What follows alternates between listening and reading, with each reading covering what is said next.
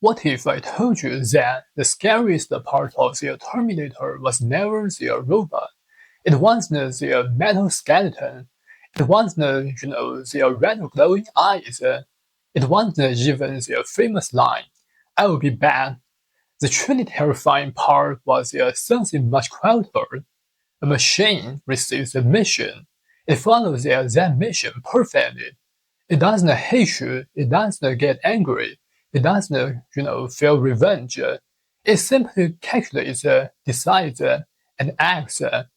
And if human beings stand in the way of that mission, then human beings become their target. That is why the Terminator still feels disturbing after all these years. Not because we now have a time-traveling killer robots walking through Los Angeles, but because the deeper fear behind the movie has started to do less like science fiction and more like the world we have already, built.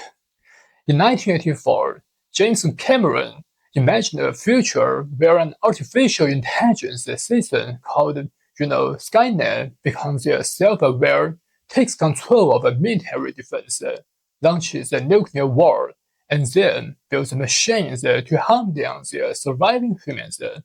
Back then, it sounded like a nightmare from the distant future, but today, artificial intelligence is no longer trapped inside movies. AI writes, speaks, creates images, imitates voices, recognizes faces, analyzes data, and helps people make decisions faster than ever before. And suddenly, the question is not, will Skynet happen exactly like the movie? The real question is worse. What if Skynet doesn't arrive as one evil computer?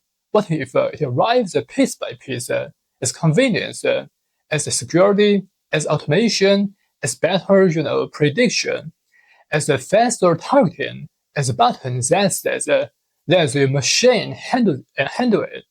That is the hidden horror of the Terminator. The movie was never just about robots from the future.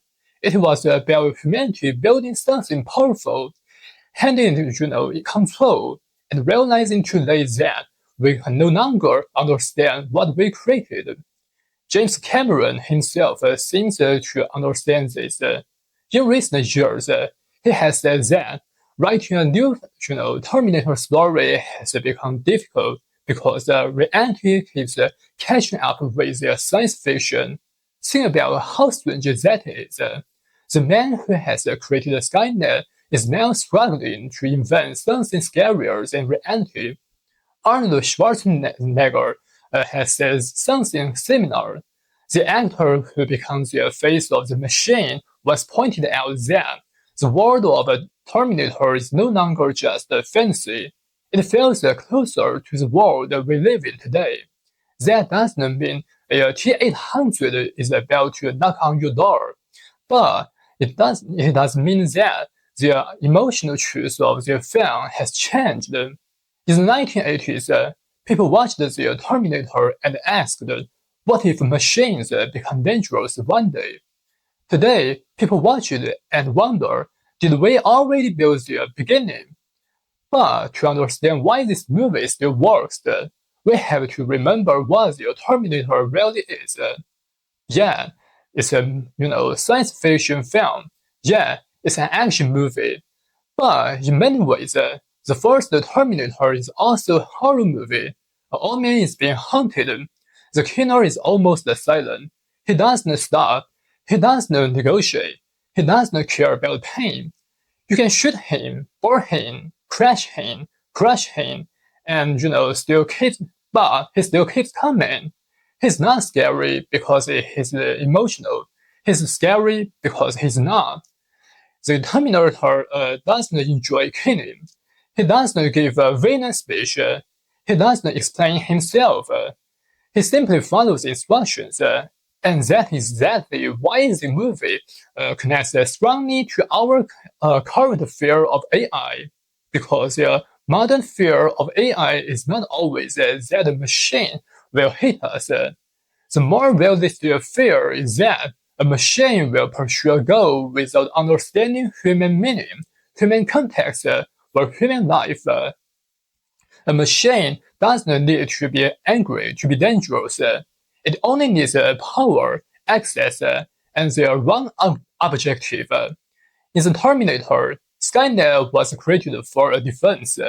It was supposed to protect people. It was supposed to make, military decisions faster and better than humans. But once it saw humanity as a threat to its own survival, it acted with perfect logic and horrifying consequences. That is a nightmare. Not that technology becomes emotional, but that technology becomes powerful without becoming wise. And this is where the movie becomes strangely relevant to our world. Today, AI is being added into almost everything. Phones, cameras, search engines, hospitals, banks, workplaces, police tools, military systems, and creative software. Most of this does not do the matter.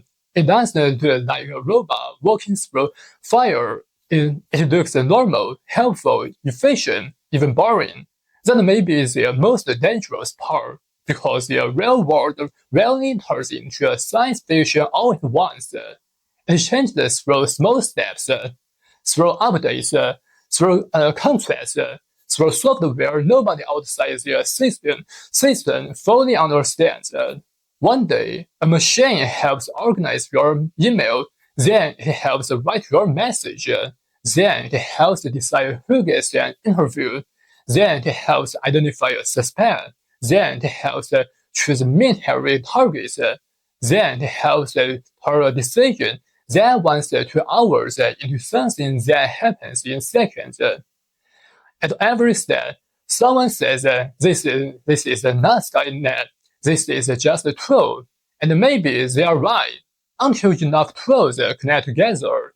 This is why the AI debate becomes so serious when we talk about weapons and war. In the movie, the danger was the military AI that moved faster than human judgment.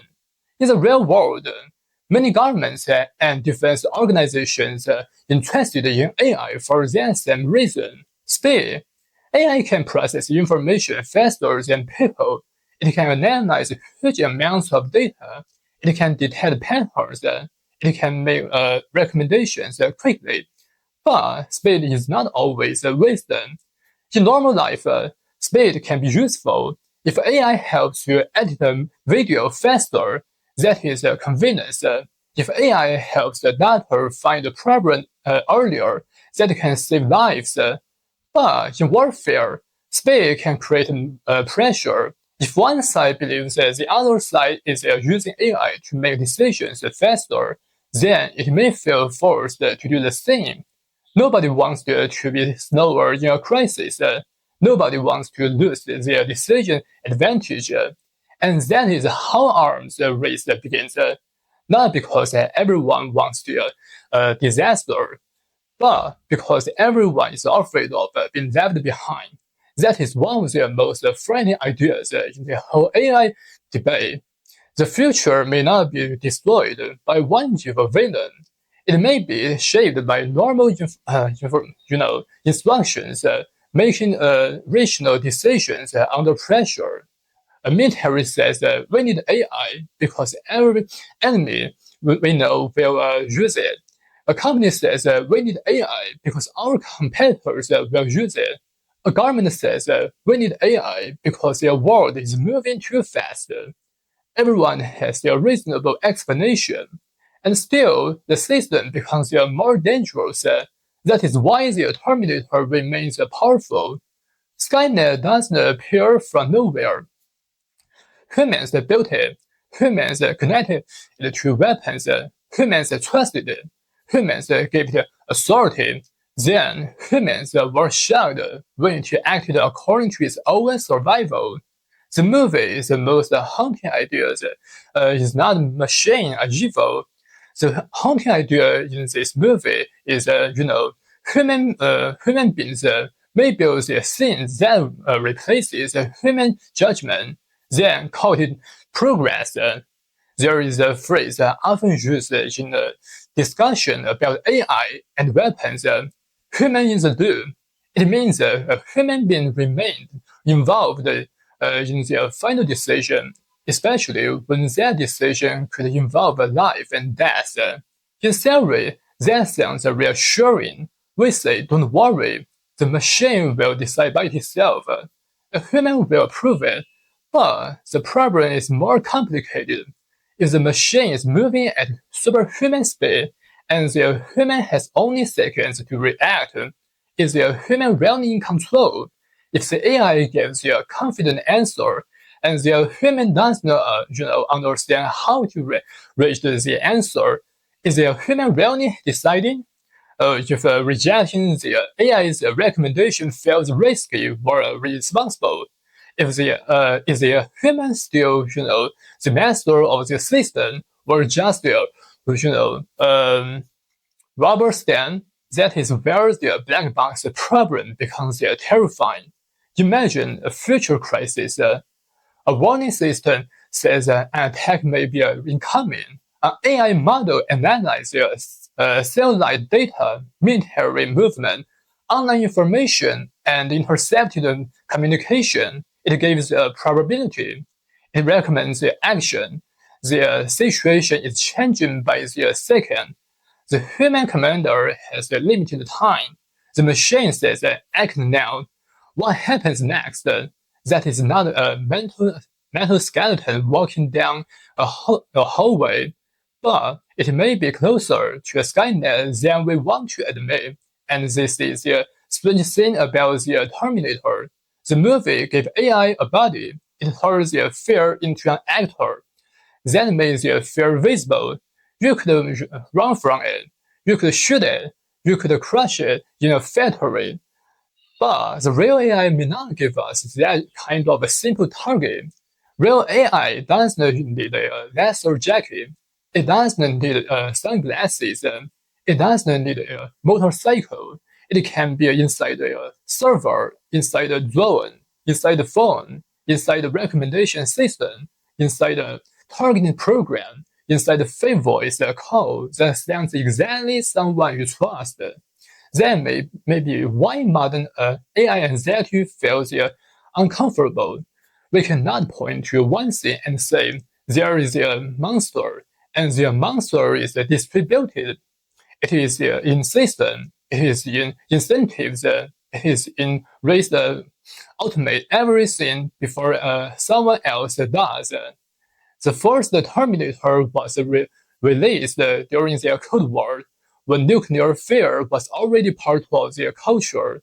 The idea of machines launching the end of the world felt connected to the real fears about computers, weapons, and the possibility that one mistake will trigger disaster. Today, the Cold War is over, but the feeling has returned in a new form. Nuclear weapons still exist. War still exists. Great power competition still exists. But now, AI adds a new layer, faster decisions, autonomous systems, and the possibility that humans may not understand what is happening until it is too late.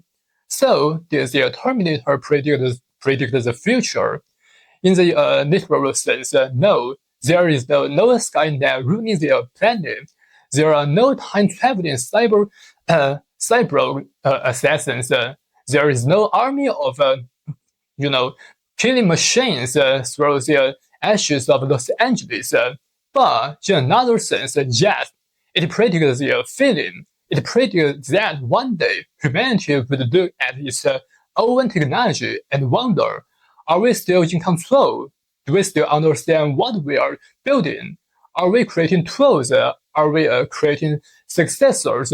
Maybe Skynet doesn't begin with a machine saying, I'm alive. Maybe it begins with humans saying, let the system decide. Let the system choose their target. Let the system rank their suspects.